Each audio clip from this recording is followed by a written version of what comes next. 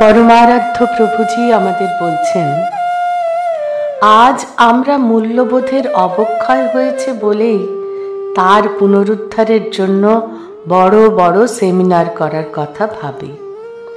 কিন্তু মূল শক্তিকে উপেক্ষা করে মূল্যবোধ আসবে কোথা থেকে?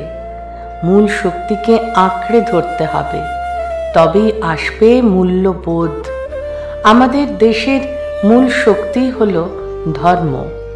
এ কোন ধর্ম? এ ধর্ম কোনো তত্ত্বকথা, মতবাদ, আচার অনুষ্ঠান নয়। এ হলো নিজেকে আবিষ্কার করে ধর্মকে বাস্তবে প্রয়োগ। আসলে আত্মোপলব্ধি ছাড়া ধর্ম নেই। নিজেকে না জেনে ধর্মের কথা বলা বৃথা। তা শুধু ধর্মের ভণ্ডামি মাত্র, ধর্মকে ব্যবসার ছকে ফেলার প্রচেষ্টা মাত্র।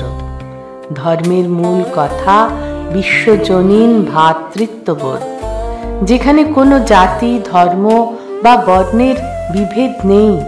আত্মোপলব্ধি না ঘটলে এ বোধ আসবে কোথা থেকে? পরমারাধ্য প্রভুজিকে আমার অনন্ত প্রণাম।